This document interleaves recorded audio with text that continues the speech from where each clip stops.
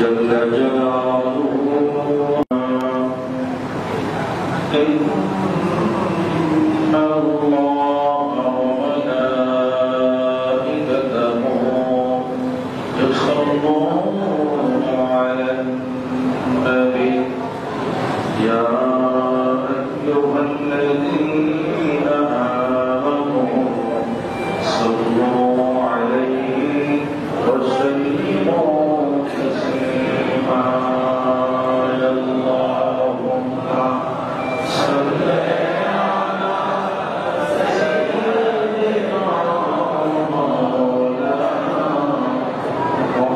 سيدنا مولانا وعلى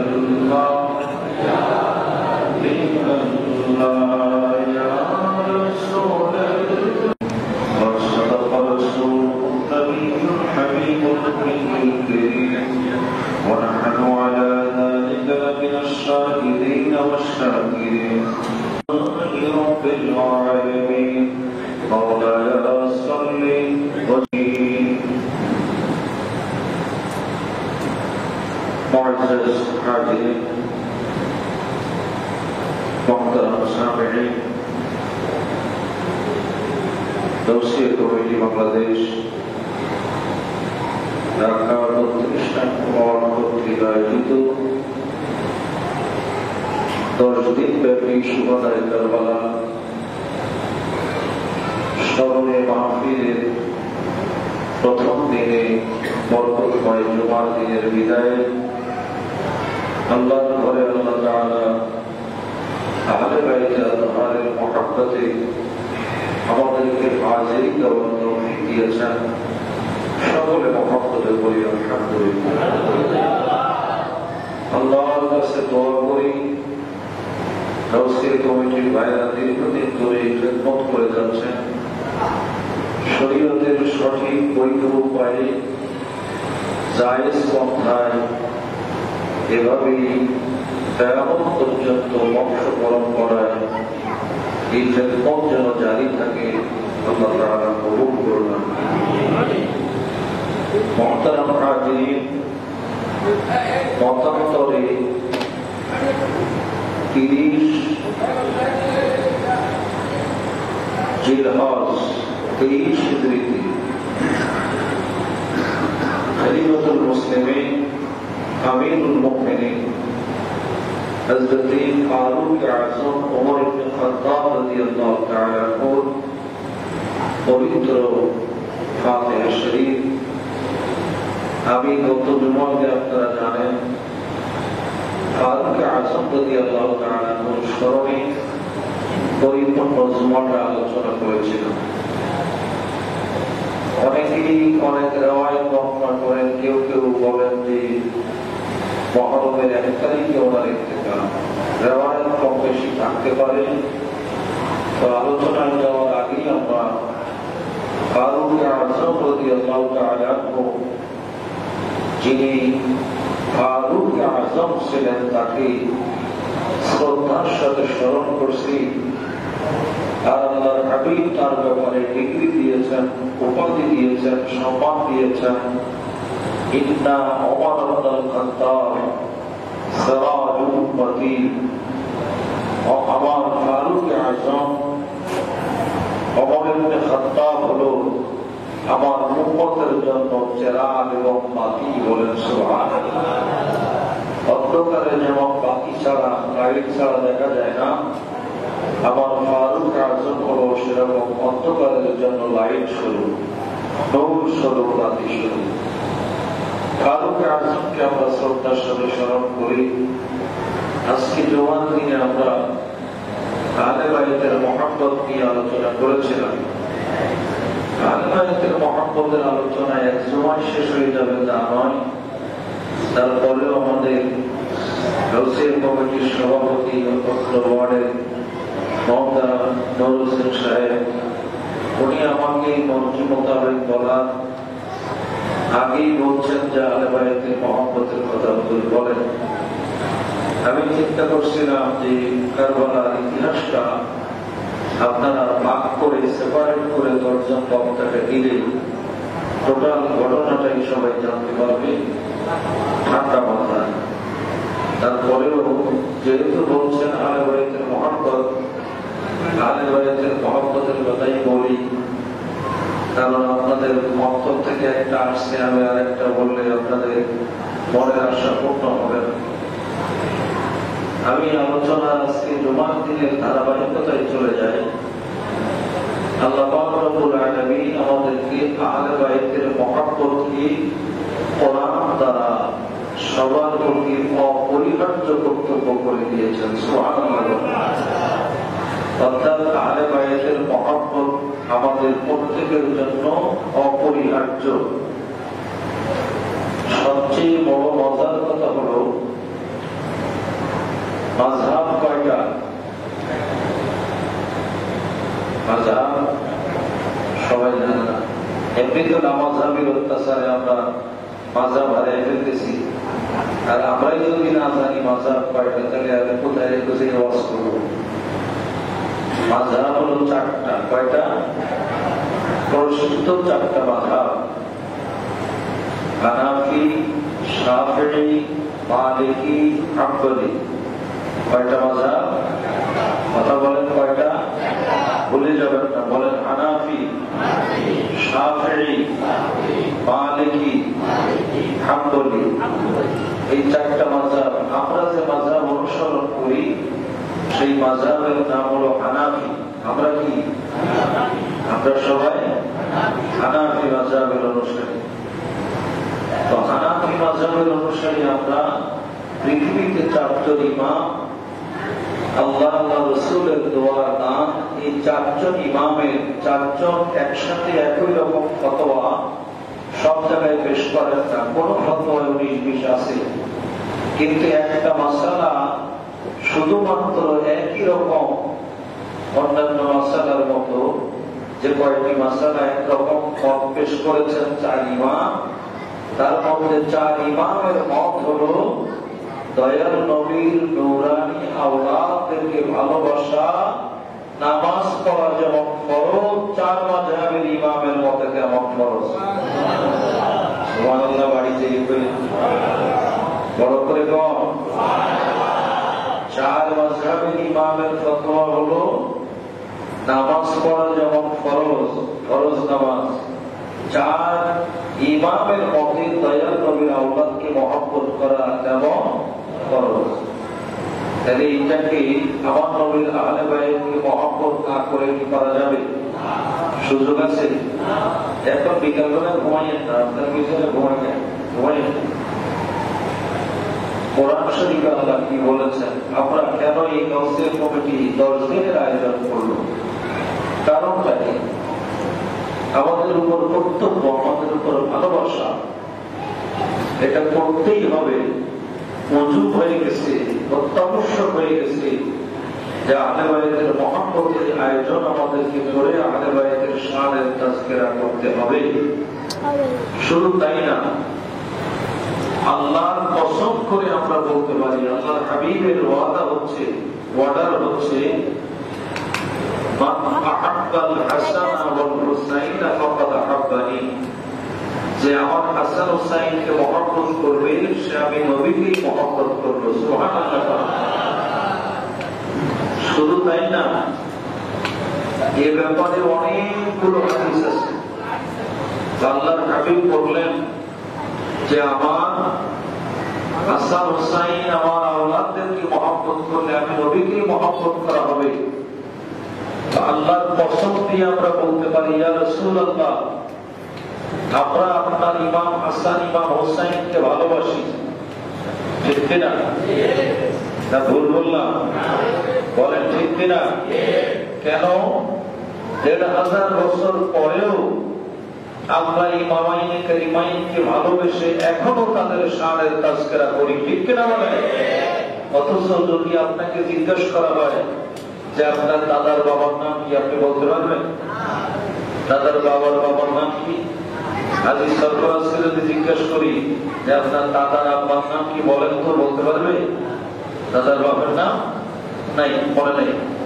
আমার আপন দাদার বাপের নাম বলতে পারবো না আমি, কিন্তু ১৫০০ বছর আগে আমার নবীর পরিচয় টুকরা ইমাম হুসাইনের নাম জানি, ইমাম হাসানে মোস্তফার নাম জানি, তার মায়ের নাম জানি, তাদের বাবার নাম জানি, তাদের নানার নাম জানি। কথা বলেন ঠিক কিনা?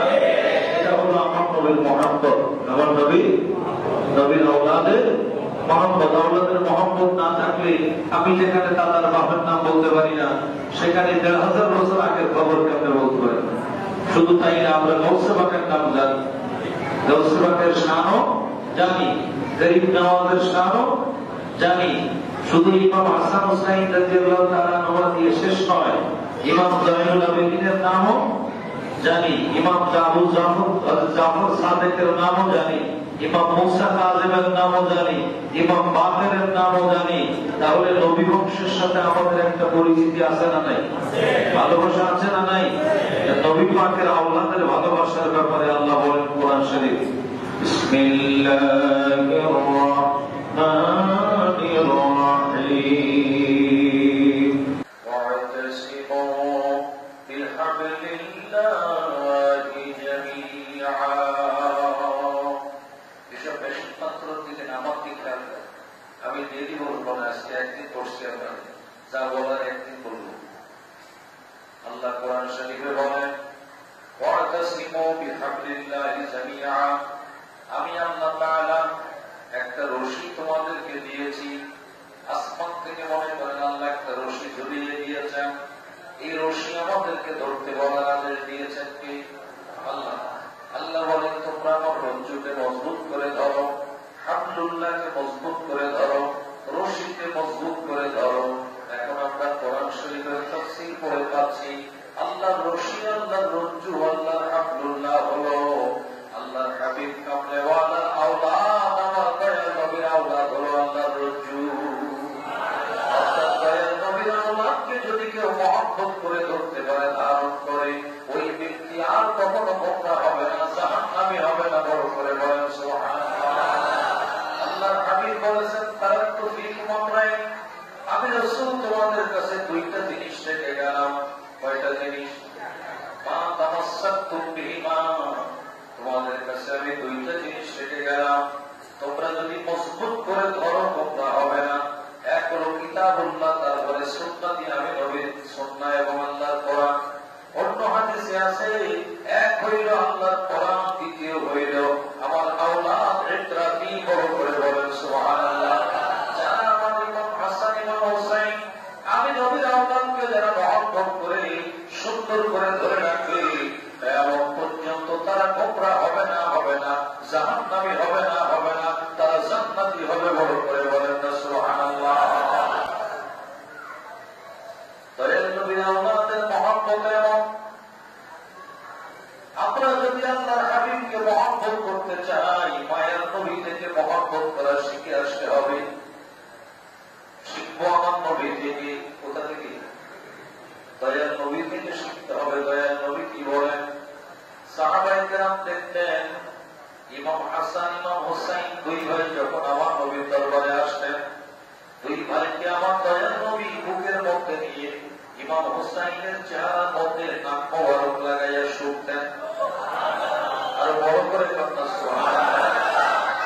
নাক মোবারক, নাসিকা মোবারক লাগাইয়া ইমাম হুসাইনের শরীরের গ্রাম দিতেন আমার দয়াল নবী। জিজ্ঞাসা করা হতো, ইয়া রাসূলুল্লাহ, নবী গো, আপনি যে ইমাম হুসাইনের শরীরের গ্রাম নেন নাক মোবারক লাগাইয়া, কারণটা যদি আমাদেরকে একটু বলতেন।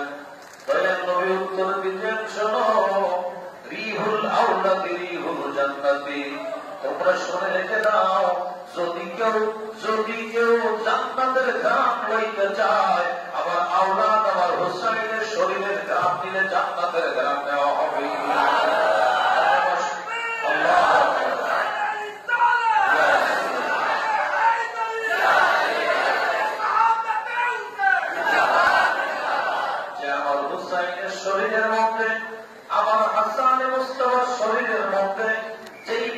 নাক লাগাইয়া সুঘ্রাণ নিতে পারবে, আমার আওলাদের শরীরের মধ্যে নাক লাগাইয়া যে সুঘ্রাণ নিতে পারবে সেই ব্যক্তি জান্নাতের ঘ্রাণ নিয়ে নিল।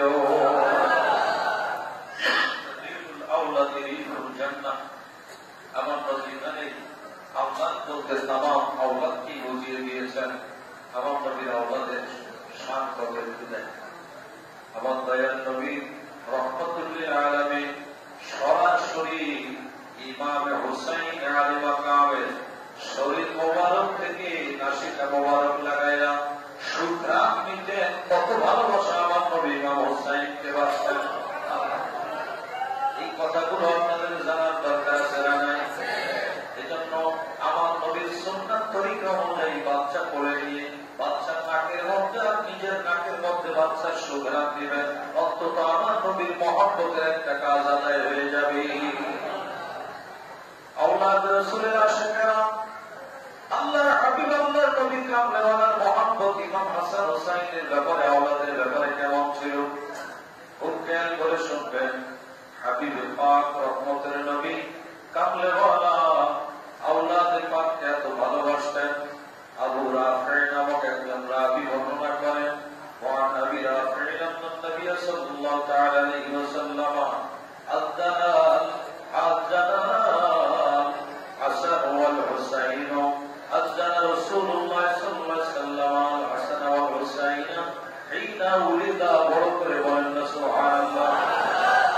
আবু রাফি বলেন, আমি লক্ষ্য করে দেখেছি যখন ইমাম হাসান রাদিয়াল্লাহু তাআলা দুনিয়ায় শুভাগমন করেছেন রমজানুল মুবারক ৩য় হিজরি ১৫ তারিখে, আমরা রাসূল পাককে দেখেছি ইমামে হাসানে মুস্তাফা দুনিয়ায় আসার পরপরই দয়াল নবী ইমামে হাসানে মুস্তাফাকে বুকের মধ্যে নিয়ে আযান দিয়েছেন, যে আযান ইমাম হাসানে মুস্তাফার কানে পৌঁছে দিয়েছেন। সুবহানাল্লাহ। দুনিয়ায় আমরা যখন কেউ দুনিয়াতে এসেছি, আমাদের সন্তানেরা যখন আসে ওনাদের ব্যাপারে আমাদের ব্যাপারে আযান দিয়েছেন, আমাদের জন্য মসজিদের মুয়াজ্জিন আযান দিয়েছেন, অথবা তিনি আযান জানেন তিনি আযান দিয়েছেন, অথবা কোন কারি সাহেব দিয়ে আযান দিয়েছেন।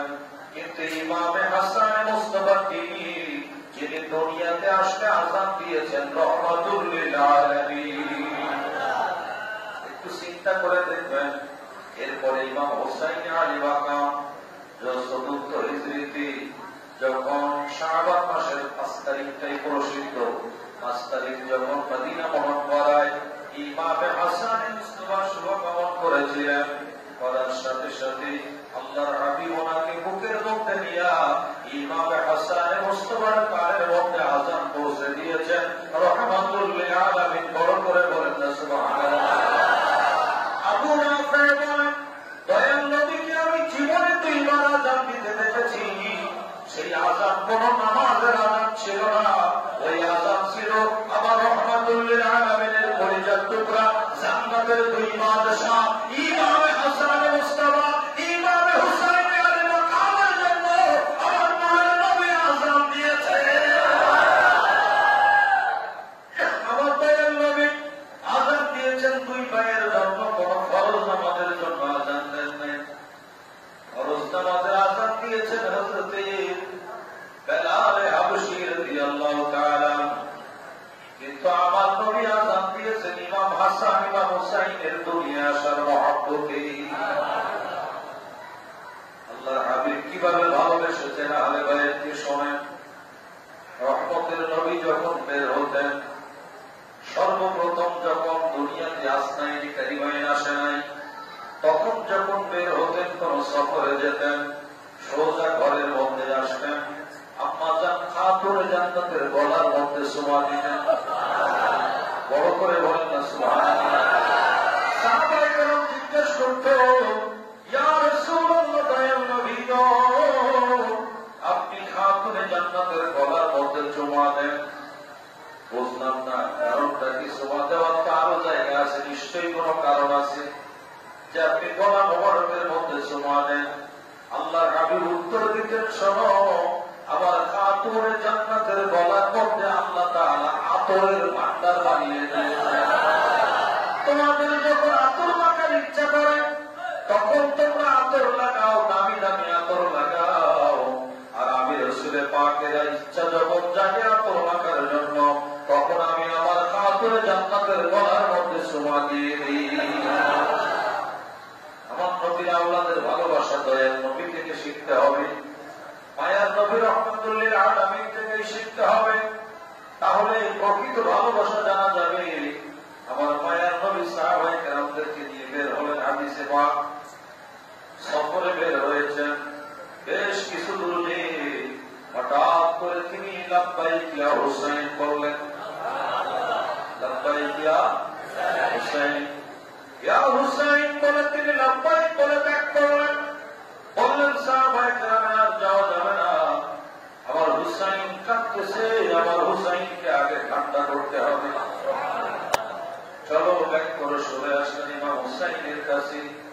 ঘরের দুয়ারে বাইরে দাঁড়িয়ে আমার দয়াল নবী জিজ্ঞাসা করলেন, ও ফাতেমা, ও কলিজার টুকরো আমার বেটি ফাতেমা, আমার হাসান আমার হুসাইন দুই ভাই কাঁদছে, কারণটা কি? আল্লাহর হাবিবকে আম্মা যেন উত্তর দিয়েছেন, ইয়া রাসূলুল্লাহ, ঘরে কোনো পানি নাই। কি নাই? পানি নাই, পানি শুকিয়ে গেছে, ঘরে পানি নেই, খাবার কোনো পানি নেই, পানি কোনো পাত্রে পানি নেই, পানিও পাওয়া যাচ্ছে না। আবার নবী জিজ্ঞাসা করলেন, সাহাবায়ে কেরাম, আমাদের কাফেলার মধ্যে পানি আসেনি? সাহাবায়ে কেরাম বলেন, ইয়া রাসূলুল্লাহ, কাফেলায় তো বড় পানি পাওয়া যায় না, পানি নাই, পানি পাওয়া যায় না। আল্লাহর হাবিব কামলেওয়ালা বললেন, উটের হাওদার মধ্যে আসেনি? বলে না, তাও তো নাই।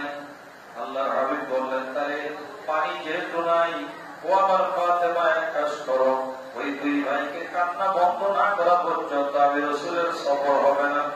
আগে এক কাজ করো, আগে হুসাইনকে আমার বলে দাও, দুনিয়ার পানি না পাওয়া গেলে আমি রাসূল এমন পানি পান করে দিব, সেই পানির কারণে আমার হুসাইনের আর কখনো পানি লাগবে না। বড় করে বলুন সুবহানাল্লাহ। পানি লাগবে না, এমন পানি পান করে। ইমাম হুসাইন আলী মাকাম, যখন ইমাম হুসাইন আলী মাকামকে আমার নবী বুকের মধ্যে নিলেন, হাদিসের বিবরণে বোঝা যায়, হাদিস শুধু পড়লে হবে না, হাদিস কি বলতে চাচ্ছে সেটা বুঝতে হবে। হাদিসের বিবরণে জানা যায়, হাদিসের বর্ণনার সূত্র ধরে বোঝা যায়। আমার দয়াল নবী ইমাম হুসাইনকে বুকের মধ্যে নিলেন, দিয়ে নিজের জিহ্বা মোবারক হুসাইনের মুখের মধ্যে দিলেন। কোন হুসাইনকে শহীদ করেছে কারবালার ময়দানে, একটু চিন্তা করেন। হে হুসাইন, নবীর আওলাদ, সালাম জানাই মোরা তোমায়। বলে হুসাইন, নবীর আওলাদ, সালাম জানাই মোরা তোমায়। আমরা সারা জীবন মাওলা হুসাইনকে সালাম জানাতে চাই, ঠিক কিনা? যে মাথায় হাত বুলিয়ে ঘুম পড়াতেন আম্মা ফাতেমায়, যে মাথায় হাত বুলিয়ে ঘুম পড়াতেন আম্মা ফাতেমায়। হুসাইন, নবীজির আওলাদ, সালাম জানাই মোরা তোমায়। আল্লাহু আকবার। ও আমার আহলে বাইতের আশিকেরা, আহলে বাইতের প্রেমিকেরা, শোনেন, আমার দয়াল নবী হাদিসে পাকের বিবরণটা কেমন ছিল। আমার নবী বুকের মধ্যে নিলেন, দিয়ে ইমাম হুসাইনকে, ইমাম হুসাইনের মুখের মধ্যে আমার নবী জিহ্বা মোবারক দিয়ে দিলেন। সুবহানাল্লাহ। এমন ভাবে দিলেন, ইমাম হুসাইন দয়াল নবীর জিহ্বা মোবারক পেয়ে এমন করে তিনি মায়ের কোলে বাচ্চা যেমন স্তন পান করে, দুধ পান করে, ঠিক তেমনি ভাবে তিনি দয়াল নবীর জিহ্বা মোবারক পান করা শুরু করলেন। দয়াল নবী বসলেন না, দাঁড়ানো অবস্থায় বসার সময় নিলেন না। হুসাইনকে আরো 2-5টা সেকেন্ড কাঁদালেন না। আমার হুসাইন, আমি রাসূল বসতে যে সামান্য সময় লাগবে, আমার হুসাইন কাঁদবে। আমি রহমতের নবী এটাও সহ্য করতে পারি না, আমার হুসাইনকে আমি কাঁদাইতে চাই না। বড় করে বলেন সুবহানাল্লাহ। মুখের মধ্যে নিয়ে দাঁড়ানো অবস্থায় জিহ্বা মুখের মধ্যে দিয়ে দিলেন। জিহ্বা মোবারক কাঁপতেছেন, আমার নবীকে ইশারা করলেন আম্মা যান, আম্মা যান খাতুনে জান্নাত ইশারা করলেন, আমার নবী ইশারায় নীরব করে দিলেন। কথা বলো না, আমার হুসাইনের ঘুম ভেঙে যাবে। সুবহানাল্লাহ। এই জিহ্বা মোবারক দিলেন, জিহ্বা মোবারক পান করতে করতে মুহূর্তের মধ্যে ইমাম হুসাইন ঘুমায়া গেলেন। আমার দয়াল নবী বুঝাইয়া দিলেন, ও ফাতেমা, নড়াচড়া করে আমি রাসূল যদি বসতে যাই, আমার হুসাইনের ঘুম ভেঙে যাবে। আল্লাহু আকবার। আমার হুসাইনের ঘুম ভেঙে যাবে। আমার হুসাইনের ঘুম ভাঙলে আমার হুসাইন কান্না করবে, আমি ঘুম ভাঙতে দেব না। ঘুমটা একটু গভীর হবে, তারপরে আমার নবীর ঘুমটা হুসাইনকে শুয়ে দিলেন। শোয়াইয়া দিলেন, আপনার বিছানায় শোয়াইয়া দিলেন। তার আগে আগে নিজের জিহ্বা মোবারক হুসাইনের মুখ থেকে, জবান থেকে বের করে নেন নাই, যদি টান দিয়ে বের করে নেন আর হুসাইনের ঘুম ভেঙে যায়। আমার দয়াল নবী এতটা ভালোবেসেছেন ইমাম হুসাইনকে। বড় করে কন্যা সুবহানাল্লাহ। ওই হুসাইনের প্রেসকে এখানে বসেছি। আরেকটা হাদিস শরীফের ব্যাখ্যা শোনেন। আমার দয়াল নবী কামলেওয়ালা যখন হঠাৎ করে সকাল ফজরের নামাজ পড়ে মনে মনে চিন্তা করলেন, আমার ফজরের নামাজ শেষ হল, আমার হাসান হুসাইন কেমন আছে, কি করতেছে, আমি একটু দেখতে যাই। দয়াল নবী ফজরের নামাজের পরে ওয়াজিফা কালাম আদায় করি, সাহাবায়ে কেরামদেরকে তালিম দিই, ইশরাকের নামাজ আদায় করি, সাথে সাথে বের হয়ে গেলেন হুসাইনের জন্য, ইমাম হাসানের মোস্তফার জন্য। বের হয়ে ঘরে যখন গেলেন, খাতুনে জান্নাতকে বললেন, আমার হাসান হুসাইন কই? খাতুনে জান্নাত উত্তর দিলেন, আব্বা জান, তাদের বাবা মাওলা আলী তাদেরকে খেলা করার জন্য নিয়ে মাঠে ময়দানে চলে গেছে, অমুক জায়গায় গেছে। আমার দয়াল নবী বলেন, না রে না, এখান থেকে ব্যাক করে ঘরে গেলে চলবে না। বের হয়েছি হাসান হুসাইনকে দেখার জন্য, ওই মাঠে ওই ময়দানে আমি আমার হাসান হুসাইনকে দেখার জন্য যাব। দয়াল নবী গেলেন, যাইয়া দুইজনের সাথে দেখা করলেন, দুইজনকে বুকে নিলেন, আদর করলেন, মায়া করলেন। আদর মায়া করে এত ভালোবাসা দেখালেন, দেখাইয়া আবার মাওলা আলীকে দিয়ে বললেন, দুইজনকে নিয়ে খেলা করো, ওদের খেলা শেষ হলে তারপরে নিয়ে আসবা। তবে আমি রাসূল আলী তোমাকে একটা কথা বলে যাই, আলী রে, রোদটা প্রখর হওয়ার আগে, রোদের তাপ বাড়ার আগে দুইজনকে নিয়ে ঘরে ফিরবা। আল্লাহু আকবার। রোদের তাপ বাড়ার আগে, প্রখরতা বাড়ার আগে দুইজনকে নিয়ে ঘরে ফিরবা। রোদ বাড়লে আর ময়দানে মাঠে থাকবা না, কারণ আমি রাসূলের পাক তাদেরকে এতই ভালোবাসি। রোদের তাপ যদি শরীরে লাগে, আমার হাসান হুসাইনের শরীরে রোদের তাপ লাগলে আমি রহমাতুল লিল আলামিন সইতে পারি না। মায়ের নবী কামলেওয়ালা কতটা ভালোবাসতেন ইমামাইনে কারিমাইনকে, শুধু আসমানের সূর্যের তাপ শরীরের মধ্যে রাখবে, সেটাও তিনি সইতে পারেন না। সেই হুসাইনকে কারবালার ময়দানে শহীদ করা হলো। উম্মত কেমনে সহ্য করে? উম্মতের চোখের মধ্যে পানি নাই, অন্তরে কোনো ব্যথা নাই, দরদ নাই, কেমনে ভালোবাসার উম্মত হইল? রহমতের নবী তাদেরকে কত ভালোবাসতেন, কতটা মহব্বত করতেন যে শরীরের মধ্যে একটু রোদ লাগবে এটাও সহ্য হয় না। আমার দয়াল নবীকে খুশি করার জন্য সাহাবায়ে কেরাম হাসান হুসাইন আলী মাকামকে কেমন ভালোবাসতেন। হযরত বেলাল রাদিয়াল্লাহু তাআলা শুধু খবর নিতে না, শুধুমাত্র প্রহরায় থাকতেন কখন ইমাম হাসান হুসাইন আসে। আল্লাহর হাবিব কামলেওয়ালা রাহমাতুল লিল আলামিন দয়াল নবী কখন অর্ডার দেয়, ওই অর্ডারের অপেক্ষায় থাকতেন। একদিন আমার নবী বললেন, বেলাল রে, আমার হাসান হুসাইনকে যাও তাদের মায়ের ঘরে পৌঁছে দিয়ে আসো, মায়ের ঘরে পৌঁছে দিয়ে আসো, মায়ের ঘরে পৌঁছে দিয়ে আসো। তখন বলা মাত্রই হযরত বেলাল দুই ভাইকে বুকের মধ্যে উঠিয়ে নিলেন, দুই ভাইকে বুকের মধ্যে উঠিয়ে হিসাবে আমার নবী দেখাইয়া দিলেন, জান্নাতি দেখতে চাইলে বেলালের দিকে তাকাও। আমার হাসান হুসাইনকে এত মহব্বত করে একটু তাকাইয়া জান্নাতি দেখে নাও। যে জান্নাতি যদি দেখতে চাও আমার বেলালের দিকে তাকাও। আমার বেলাল তাদের জান্নাতের সর্দার দুই ভাইকে বুকের মধ্যে নিয়ে নিয়েছে। আহলে বাইতের মহব্বতের কথা শুনতে চান? কত শুনবেন আহলে বাইতের ভালোবাসা। আমার দয়ার নবী থেকে শেখে আমার মায়ের নবী খুতবা দিচ্ছেন মেম্বরের মধ্যে। একবার স্ত্রী আমার নবী মেম্বরের মধ্যে খুতবা দিচ্ছেন। খুতবা দেওয়ার সময় আমার নবী কামলেওয়ালা রহমাতুল্লিল আলামিন লক্ষ্য করলেন ইমাম হাসান হুসাইন দুই ভাই দৌড়ে দৌড়ে জানাজার কাছে আসতেছেন। দৌড়ে দৌড়ে আসতেছেন।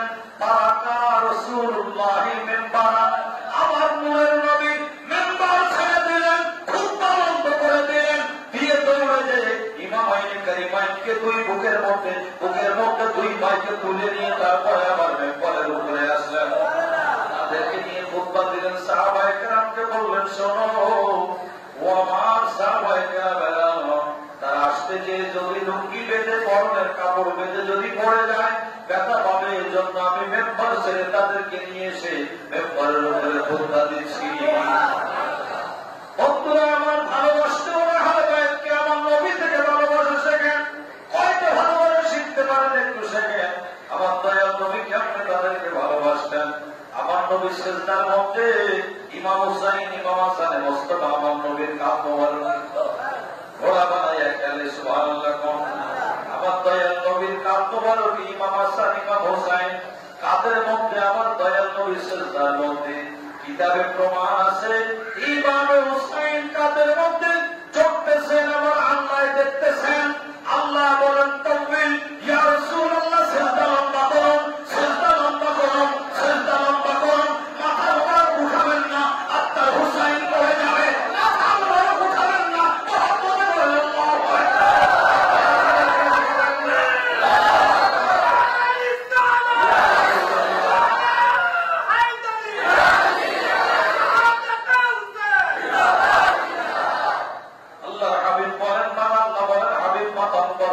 করবেন না। আপনি সিজদায় থাকুন, সিজদা লম্বা হোক।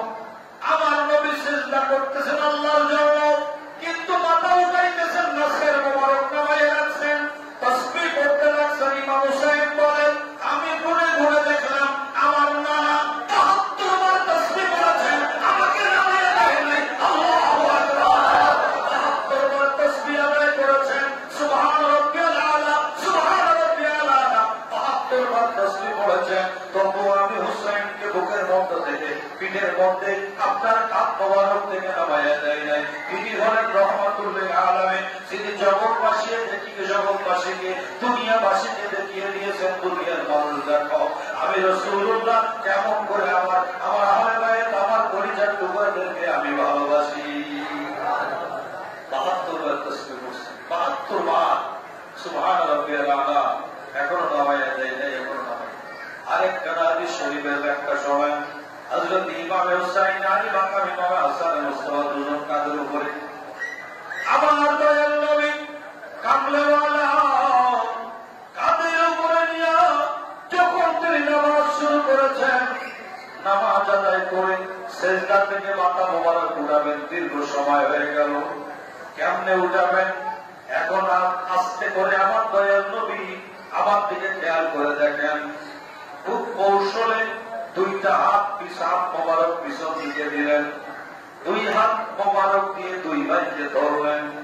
এভাবে সিজদায় পড়ে দুই ভাইকে ধরে আস্তে শুধু মাথা মোবারকটা উঁচা করে বসলেন। বসে দুই ভাই হাতে ধরা আকাদা বিয়া দিয়ে ইউমনা ইউসরা, সুবহানাল্লাহ।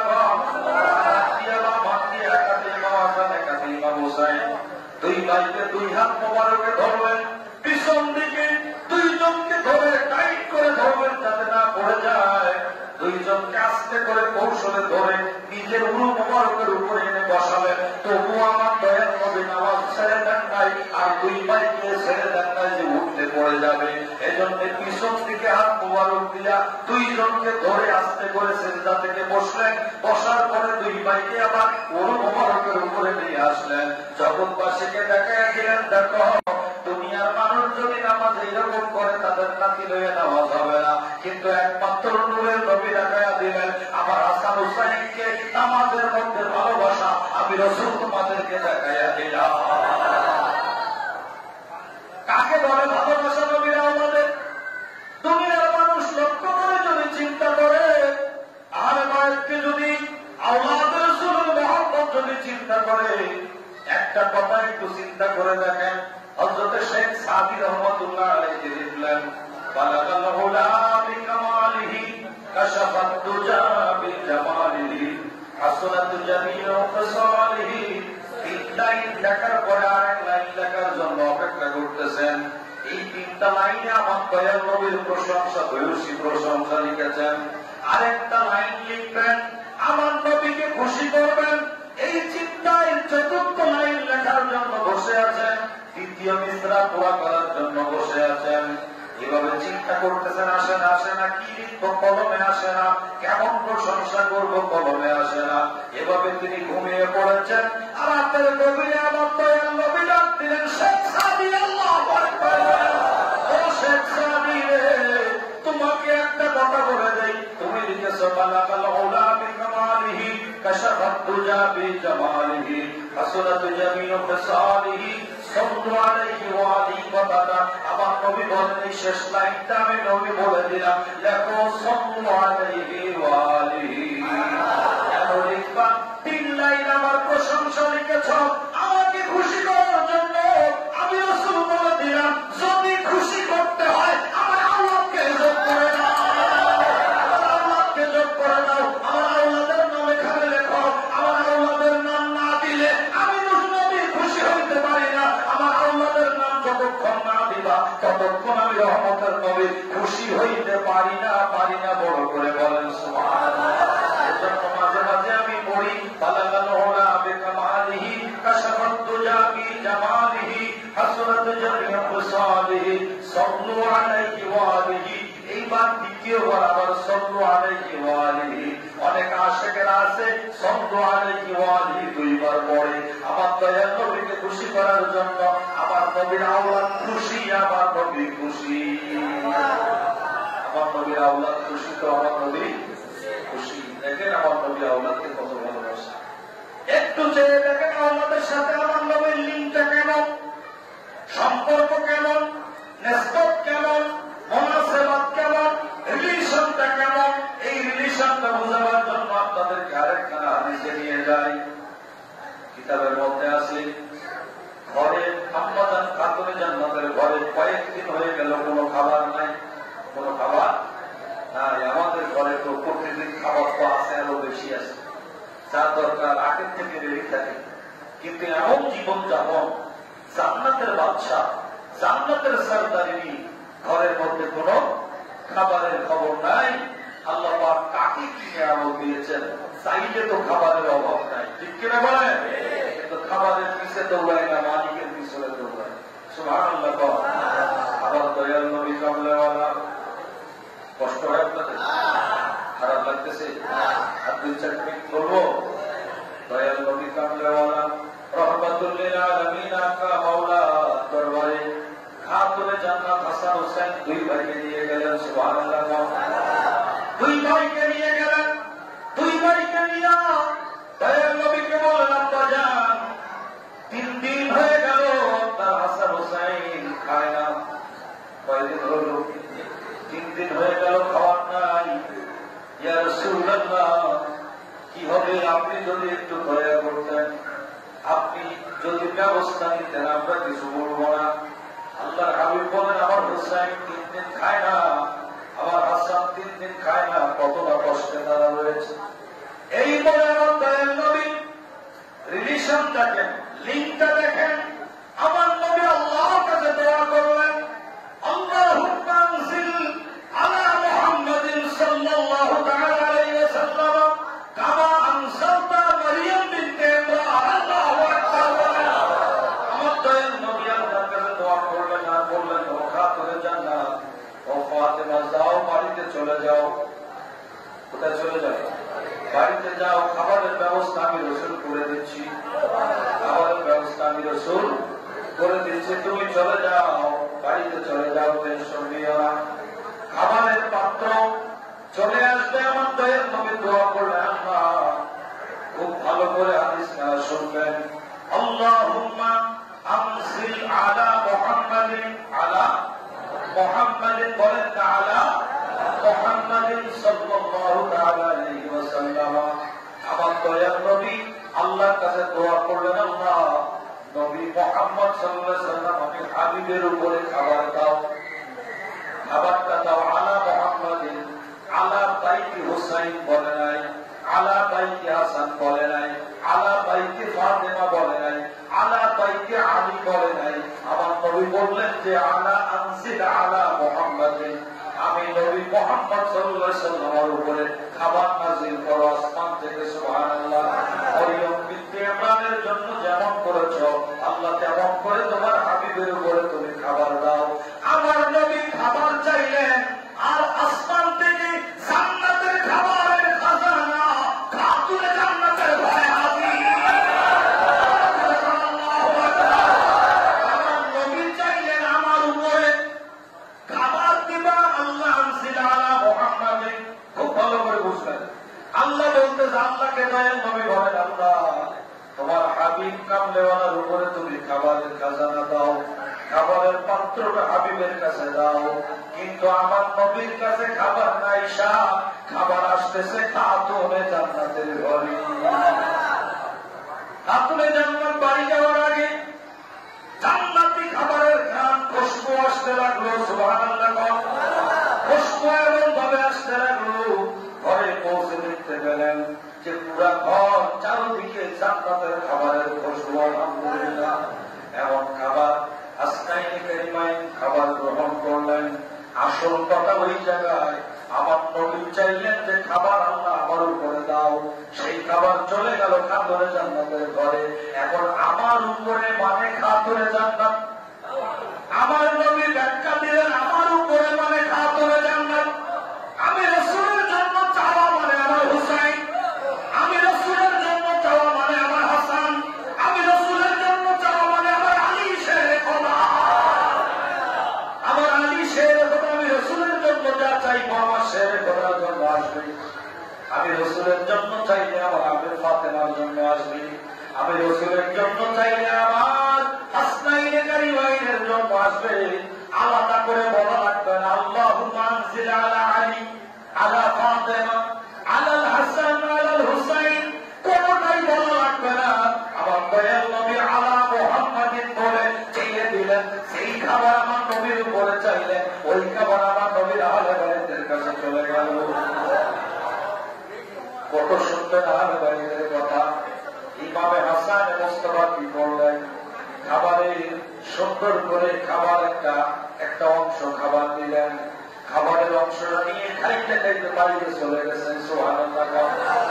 খাবারের অংশ বাইরে নিয়ে গেছেন, বেশ কিছু দূর নিয়ে বাইরে বের হয়ে যখন খাবারের অংশটা নিয়ে গেলেন, এক ইহুদিদের একটা মেয়ে দৌড়ে দৌড়ে ইমামে হাসানে মুস্তাফার নিকটে চলে আসলো। এসে বলতে লাগলো, হুজুর ইমামে হাসানে মুস্তাফা, এত সুন্দর খাবারের ঘ্রাণ তো জীবনে কোন জায়গায় পাই নাই। তখন ইমামে হাসানে মুস্তাফা বললেন, তুমি একটু খাবার আনি।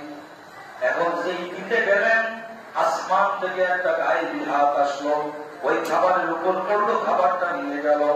সাথে সাথে আমার দয়াল নবী খবর দিয়ে দিলেন, ও ফাতেমা, ও আমার হাসান হুসাইন রে, এই খাবারটা ইহুদির মেয়েকে কেন দিতে গেলাম? এই খাবার তো আল্লাহ তাআলা শুধুমাত্র আহলে বাইতের জন্য বানিয়েছেন।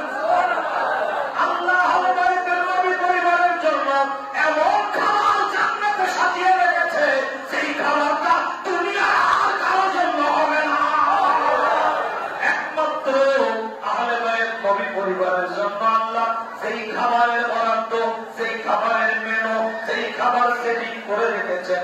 এই খাবারটা শুধু আহলে বাইতের জন্য, অন্য কারোর জন্য না। আল্লাহুম্মা সাল্লি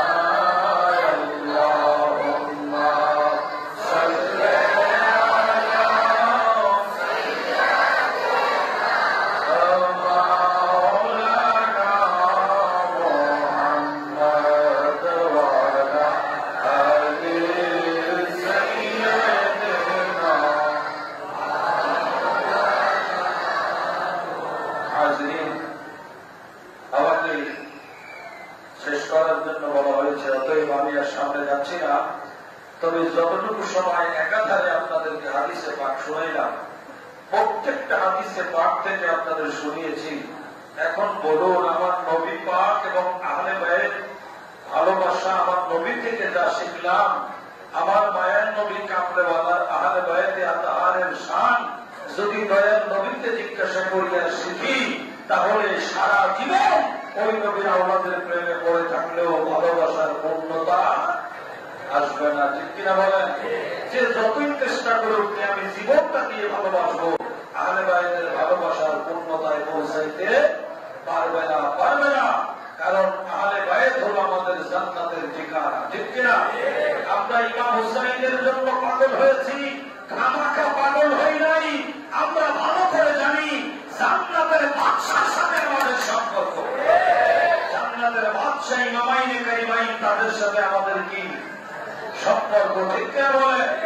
আজকে জান্নাতের বাদশার জন্য এই জুমার দিনে দোয়া কবুলের মুহূর্তে আজকে আমরা বসে ইয়া হাসান ইয়া হুসাইন করে পাগল হয়েছি। ওনারা কি দেখতেছেন না যে ১,৫০০ বছর পূর্ণ হতে চলল?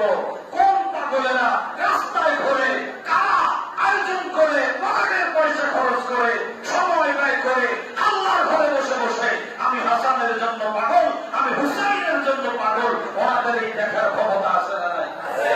এই বিশ্বাসটুকু নিয়ে আহলে বাইতকে মহব্বত করবেন। আজকে যেভাবে মসজিদ ভরে বসেছেন, আগামী 3 থেকে 10 দিন পর্যন্ত, আমার হয়তো একদিন ছিল আমি থেকে গেলাম, অন্য দিনগুলো আপনারা এভাবে বসে আহলে বাইতের শান শোনার চেষ্টা করবেন। আল্লাহ জাল্লা শানহু আমাদেরকে যদি সুযোগ দেয়, আবারও চলবে জীবন যতক্ষণ আহলে বাইতের মহব্বত ততক্ষণ। ঠিক কিনা বলেন? এই ওয়াদা রেখে আজকের মতো আমার আলোচনা এখানেই শেষ করছি। দয়াল নবীকে মহব্বত করে সালাম দিয়া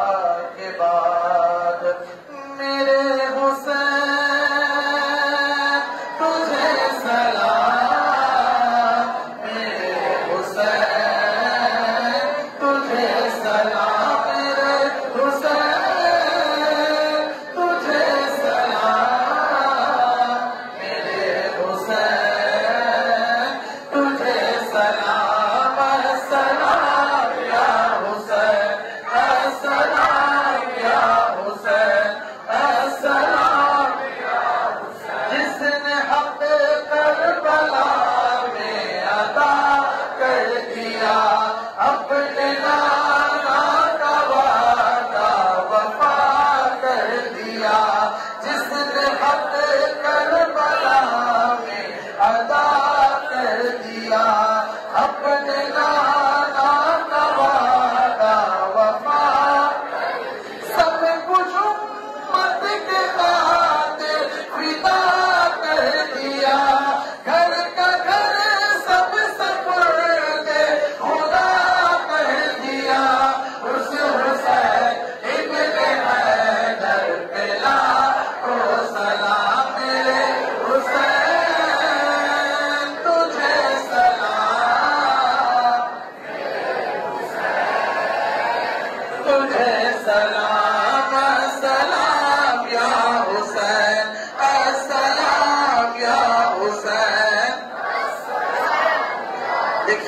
مفتی صاحب نے جو حدیث آیا جس کو دوش نبی پر بٹھایا گیا جس کا جنت سے جو رام گایا گیا جس کو دوش نبی پر بٹھایا گیا جس کے بھائی کو زہر پلایا گیا جس کے بھائی کو زہر پلایا گیا جس کو تیروں سے چھلنی کرایا گیا اس حسین ابن حیدر پہ لاکھوں سلام میرے حسین تجھے سلام میرے حسین تجھے سلام السلام یا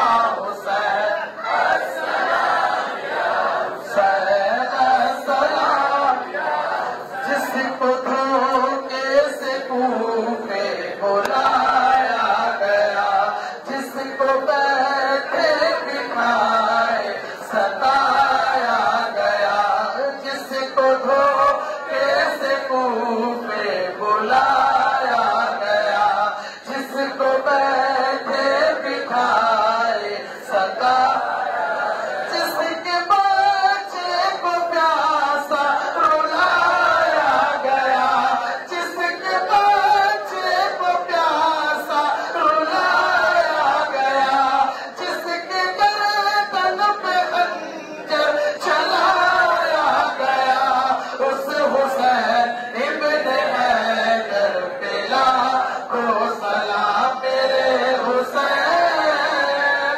تجھے سلام میرے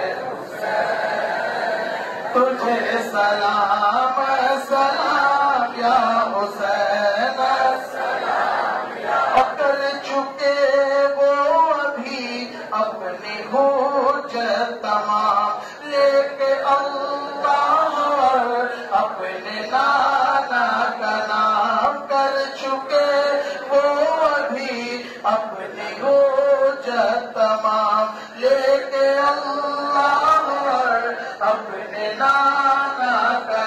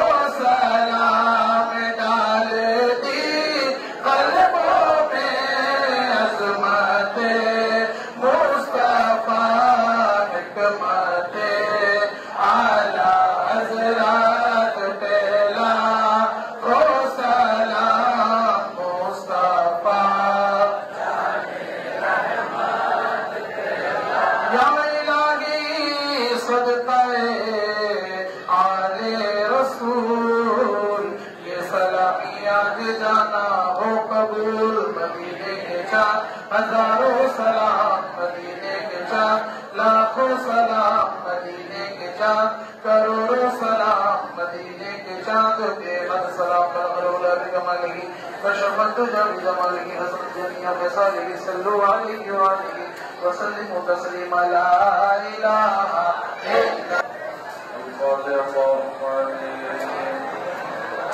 अल्हम्दुलिल्लाहि रब्बिल आलमीन वस्सलातु वस्सलामु अलैका सय्यदी या रसूलल्लाह وعلى آلك وأصحابك سيدي يا نور الله وعلى آلك وأصحابك سيدي يا رحمة للعالمين ربنا ولا تحملنا ما لا طاقة لنا به واعف عنا واغفر لنا وارحمنا أنت مولانا فانصرنا على القوم الكافرين يا إلهي رحم فرما मुस्तफा के वास्ते या रसूल अल्लाह करम कीजिए खुदा के वास्ते रब्बुल आलमीन महापवित्र माने मुहर्रम हरामे अल्लाह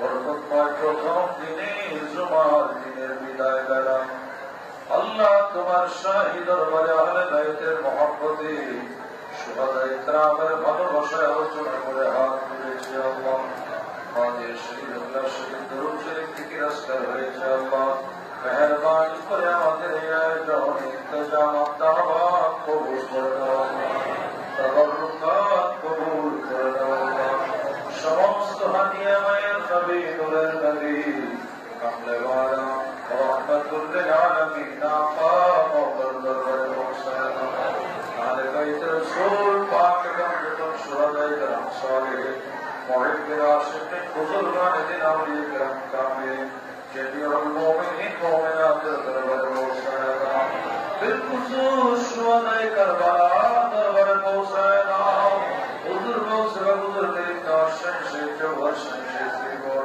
কৌসে জামা হুজুর তৈয়ব রহমাতুল্লাহ দরবারে পৌঁছানো শমশে ফয়জাবাদ দরবারে পৌঁছানো আমরা সুলতান বাবা শাহজালাল বাবা শাহ পরান বাবা শাহ মখদুম বাবা শাহ আমানত বাবা শাহ মুক্তাদি বাবা শরফুদ্দিন চিশতি বাবা খাজা পাঞ্জাব বাবা ফরহাদ রাসূলুল্লাহ ওয়াসিশাহ আল্লাহ সকলকে আমিন করে দরবারে পৌঁছানো আলা হযরত নিওয়ানা দরবারে পৌঁছানো আল্লাহ আমাদের প্রত্যেকের জীবন জিন্দেগীর গুনাহগুলো দয়া করে মাফ করে দাও আল্লাহ আমাদের অনেকের মা নাই বাবা নাই দাদা দাদি নাই আপনজন যারা দুনিয়ার মায়ার সংসার ছেড়ে চলে গেছে আল্লাহ ওই কবরগুলো যতকে জিয়াতুল জান্নাহ বানিয়ে দাও আল্লাহ যারা এখনো দুনিয়াতে রয়েছেন সবাইকে নেক হায়াত নসিব করে দাও আল্লাহ বিভিন্ন রোগ শোকে যারা আক্রান্ত দয়া করে সেবা